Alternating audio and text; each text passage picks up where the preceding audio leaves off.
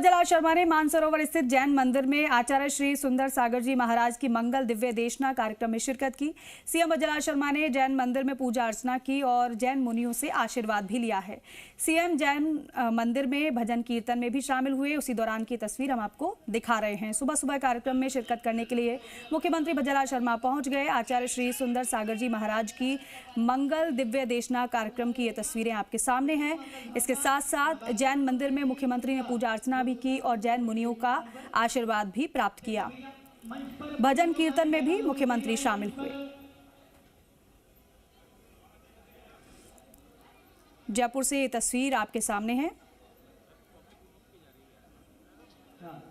आइए और माननीय मुख्यमंत्री जी को पुष्पगुच्छ भेंट करने के लिए राजस्थान जैन सभा से सुभाष जैन, विनोद कटरवाल, स्टेफन जैन और प्रदीप जैन, मनीष वैद ये आएंगे और माननीय मुख्यमंत्री जी को पुष्पगुच्छ भेंट करके अभिनंदन ज्ञापित करेंगे।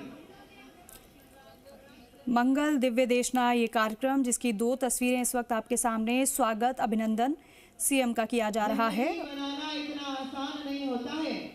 जिंदगी और विष्णु शर्मा हमारे सहयोगी फोन लाइन पर हमारे साथ जुड़ रहे हैं। विष्णु, हालांकि इससे पहले भी जैन मुनियों का आशीर्वाद लेते हुए मुख्यमंत्री भज्जलाल शर्मा की हमने तस्वीरें देखी हैं। ये मंगल दिव्य देशना कार्यक्रम क्या है, जरा इसके बारे में बताइएगा और अभी क्या तस्वीरें आप देख पा रहे हैं? देखिए, मुख्यमंत्री भज्जलाल शर्मा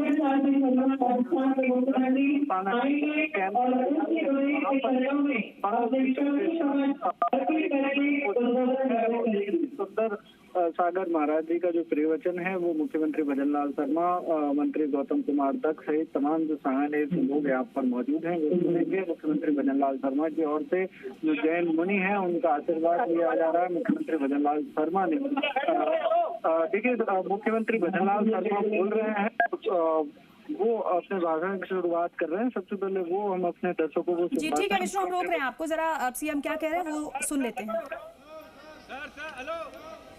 बोले जय जिनेंद्र, बोले महावीर भगवान की, परम पूज्य 108 आचार्य सुंदर सागर जी महाराज की, परम पूज्य 108 आचार्य सुंदर सागर महाराज जी की, परम पूज्य 108 आचार्य सुशांत जी महाराज जी की एवं मंचासीन समस्त मुनिगण, समस्त आयरका माता जी, समस्त साधुगण, मंत्री परिषद के मेरे साथी, सहकारिता मंत्री गौतम दत्त जी, हमारे उपमहापौर पुनीत जी, सुरेश मिश्रा जी, सभी इस कार्यक्रम में आए हमारे भाई और बहन। सबसे पहले तो मैं आप सभी, हमारे महाराज जी, हमारे संत जी, हमारी माता जी, आप सभी के चरणों में प्रणाम करता हूं और आप सभी इस सांगानेर विधानसभा के मेरे कार्यालय पर आए सभी भाई बहनों का मैं बहुत बहुत स्वागत करता हूं, अभिनंदन करता हूं। आप सभी को मैं प्रणाम करता हूं। मित्रों, आज ये मेरा बहुत ही सौभाग्य का दिन है। मैं बहुत ही सौभाग्यशाली हूं क्योंकि मेरे निवास पर तो महाराज जी पधारे थे, लेकिन आज मेरे कार्यालय पर ये पधारे हैं। इनके चरणों की धूली मेरे इस कार्यालय पर पड़ी है। निश्चित रूप से मैं ही नहीं, हमारे सांगानेर विधानसभा के सभी भाई बहनों की तरफ से और पूरे राजस्थान की 8 करोड़ जनता की तरफ से आपका मैं बहुत बहुत स्वागत करता हूं, अभिनंदन करता हूं। आपने जो राजस्थान के लिए आशीर्वाद दिया है, हमारे मंत्रिमंडल के सभी साथियों को आशीर्वाद दिया है, हम ये जानते हैं कि आपकी जो तपस्या है, आपका त्याग है, उसमें बहुत बड़ी ताकत है। और आज जब हमें आपका आशीर्वाद मिला है तो निश्चित रूप से हमारे और काम करने की क्षमता भी बढ़ेगी। आप जो चाहते हैं, क्योंकि आप हमेशा समाज की भलाई के लिए काम करते हैं, आप हमेशा समाज को रास्ता दिखाने का काम करते हैं, क्योंकि आपका जो रास्ता दिखाने का, आपको हर व्यक्ति को समझाने का, आपका किस तरह से धर्माचरण का आचरण करते हुए हम समाज में एक सद्भावना बनाने का काम करें, हमारा राजस्थान या हमारा देश किस तरह से आगे बढ़े, आपकी वो सारी भावना समाहित हैं आपके अंदर। मैं यहाँ उपस्थित सभी जैन मुनि राजों कार्यकर्ता हमारे जो आए हैं उन सभी को भी मैं अभिवादन करता हूँ। ये मेरा सौभाग्य है कि जो आप में यहाँ आप पधारे हैं, परम पूज्य आचार्य श्री सुंदर सागर जी महाराज जी ज्ञान और अहिंसा का दीपक जलाते हैं। मैं कभी कभी आपको सुनता हूं, आपकी वाणी में जो ओज है, आपकी वाणी में जो धर्म की गाथा है, आपकी वाणी में जो रास्ता दिखाने का एक जज्बा है, मैं उसको प्रणाम करता हूं महाराज जी कि जिस तरह से आप समाज को रास्ता दिखाने का काम कर रहे हैं। आपके जीवन में त्याग और तपस्या, कर्णों का अद्भुत समन्वय देखने को मिलता है। जिस प्रकार सूर्य अपने प्रकाश से सारे संसार को आलोकित करता है, उसी प्रकार आचार्य श्री अपने दिव्य उपदेशों से लाखों जीवों के जीवन को ज्ञान के प्रकाश को दिखाने का काम करते हैं। आपके जीवन से हमें शिक्षा मिलती है कि सच्ची महानता विनम्रता में है, सच्ची शक्ति अहिंसा में है और सच्चा सुख त्याग के अंदर है। जैन मुनियों का जीवन एक अद्भुत साधना है।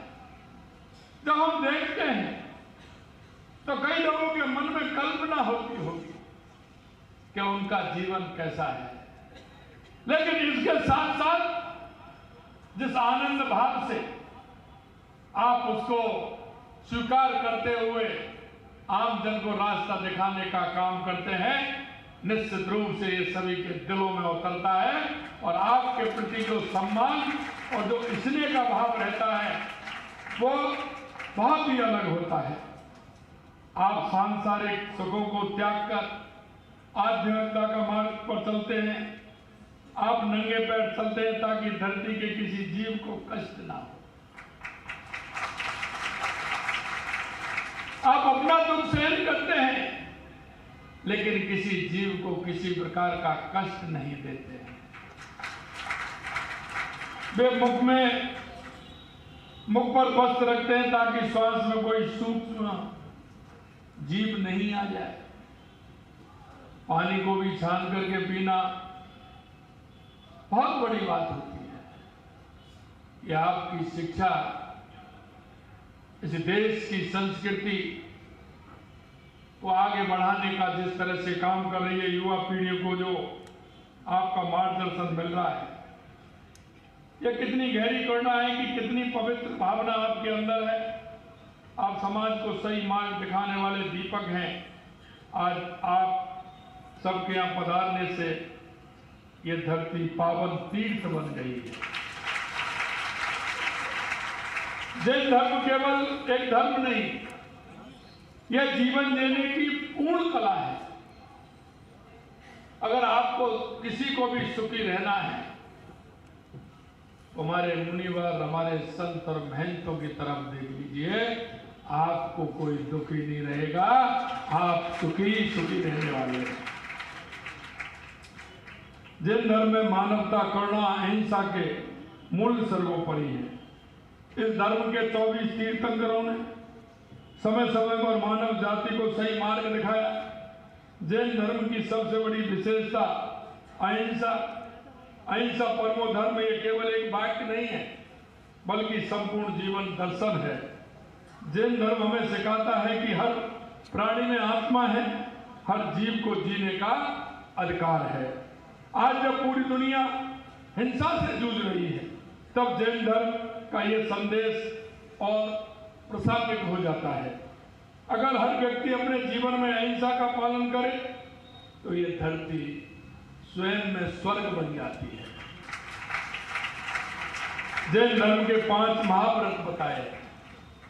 अहिंसा, किसी भी जीव को मानसिक या शारीरिक चोट ना पहुंचाना, सदैव सत्य बोलना, किसी की अनुमति के बिना उसकी संपत्ति न लेना, ब्रह्मचर्य, सभी इंद्रियों को अपने नियंत्रण में रखना, अपरिग्रह, किसी भी प्रकार की भौतिक संसाधनों को ज्यादा मोह न रखना या संग्रह न करना।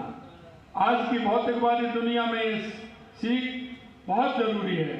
जैन धर्म हमें बताता है कि सच्चा सुखी भारी वस्तुओं में नहीं, आंतरिक संतोष में है, और यह संतोष जीवन का सबसे बड़ा आधार है।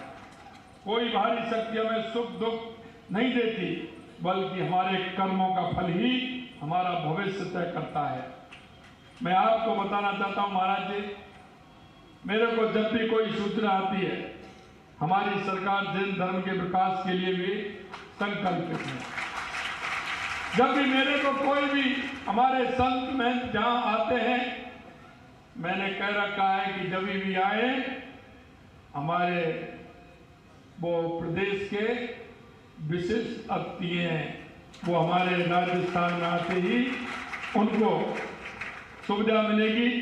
जैन समाज के तीर्थ स्थलों पर श्रद्धालुओं को सभी सुविधा उपलब्ध कराने के लिए हमारी सरकार लगातार काम कर रही है। तीर्थ स्थलों पर बेहतर सड़कें, पेयजल, स्वच्छता, सुरक्षा व्यवस्था हमारी प्राथमिकता है।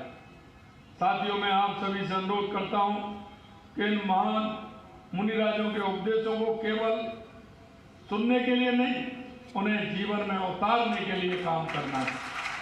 अगर हम सभी अपने जीवन में सत्य, अहिंसा और त्याग अपना लें तो हमारा जीवन धन्य हो जाएगा। राजस्थान सरकार जैन धर्म के विकास और उसके संरक्षण के लिए समर्पित है। हम चाहते हैं कि राजस्थान की ये पावन भूमि सभी धर्मों की सुगंध से महकता रहे। अतः मैं पुनः परम पूज्य आचार्य श्री सुंदर सागर जी महाराज यहाँ उपस्थित हुए हैं, उनका भी, और सभी मुनिराजियों का, शशांक जी महाराज जी का, और आप सभी का दिल की गहराइयों अभिनंदन करता हूँ। आपका बहुत बहुत अभिनंदन करता हूँ।